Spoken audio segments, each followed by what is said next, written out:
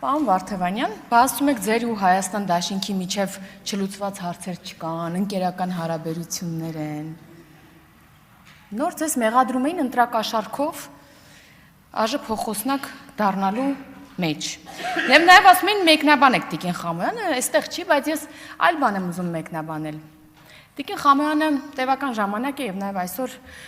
այս խմբակցությունից տարբեր գործընկերներ ասում են, այ քաղբանտարկյալ է, օրինակ Արեգնազ Մանուկյանը եւ ինչու չեք խոսում այդ մասին։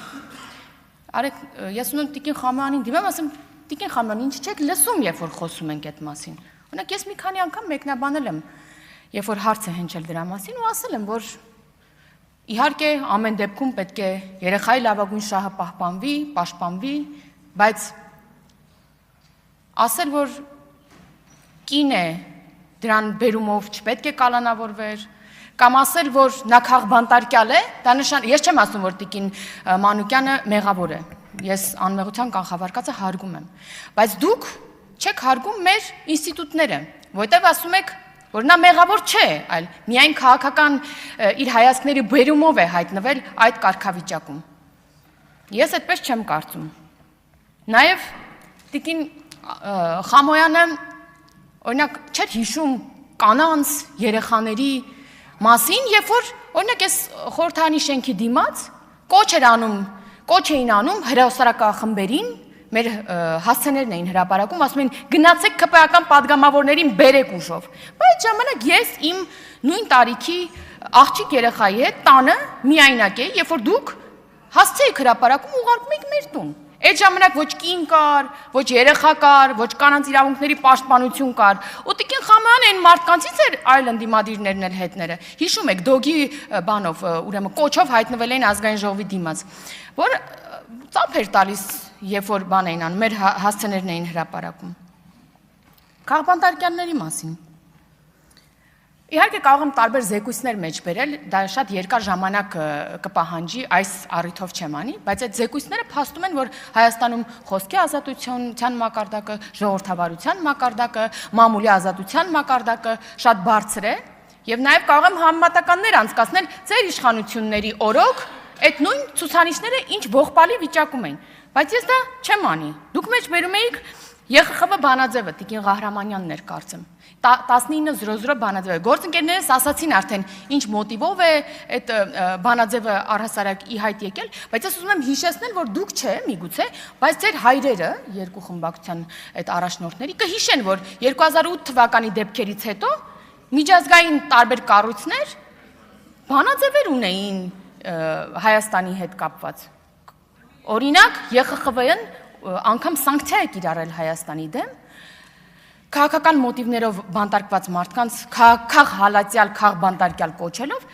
իսկ ձեր մատնանշած դեպքերի հետ կապված մեր իշխանության օրոք դուք գեթ մեկ դեպք չեք հիշի, գեթ մեկ ուրեմն բանաձև չեք կարող մեջ բերել, որ քաղբանտարկյալների արկայության մասին մի որևէ նշում լինի, չկա նման բան։ Իսկ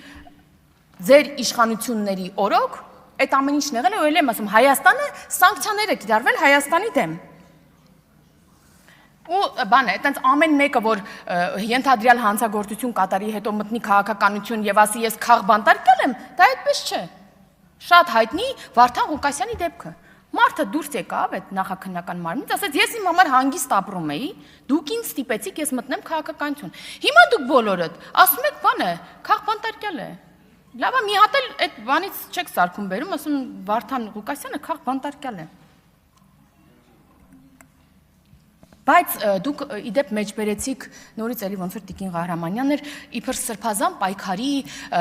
հետ կապված եղել է ԵԽԽՎ բանաձև, բայց Տիկին Ղահրամանյան ճիշտ ռակուրսից չեք ներկայացնում իրողությունը։ Բացի թիվ 5-ի ռեպորտաժները բանաձև կարելի է կարդալ, ու ես բայց ձեր համար կկարդամ այդ բանաձևի հատվածը, որը ձեզ պետք է որ հետաքրքրի։ Հա, այդ սրբազան պայքարի հետ կապված ինչ էր ասում ԵԽԽՎ, ուրեմն ձմեռային նստաշրջանում ընդունված բանաձևը։ Ասում էր, որ վեհաժողովը խորը մտահոգություն ունի եկեղեցու մի քանի հոգևորականների կողմից իշխանությունը բռնազավթելու ծրագրերի մասին տեղեկությունների առնչությամբ։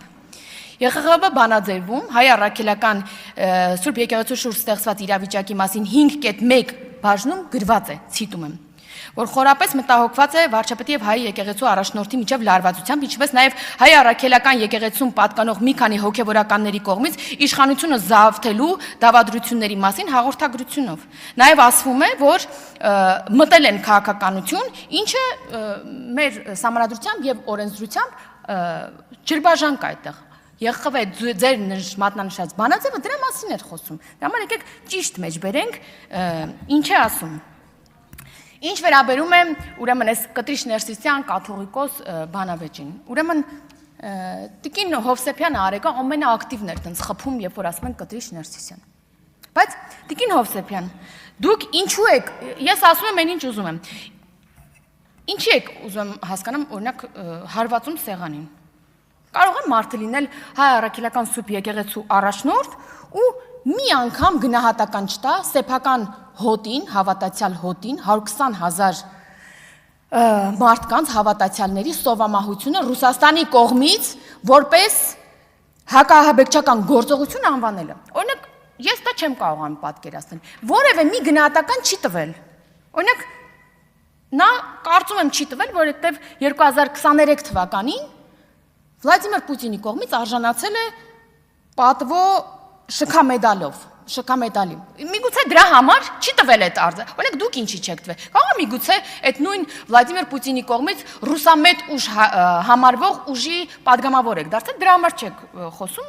Կարող է, բայց եկեք գնահատական տվեք, հետո նոր Կտրիշ Ներսիսյան լսելուց սենց արեք։ Ես Կտրիշ Ներսիսյան եմ ասել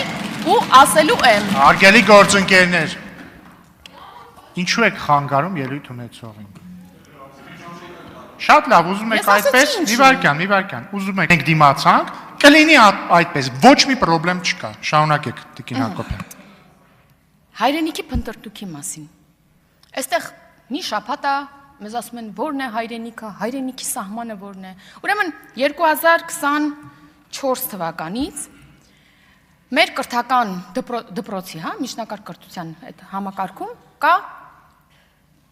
Իմ հայրենիքը առարկան, կոչվում է իմ հայրենիքը, 5-րդ դասանում դասավանդվում է, կա դասագիրք։ Ես ձեզ ուզում եմ մեջ բերել այդ դասագրքի 17-րդ էջից հատված։ Մենք ազգադավ իշխանությունները,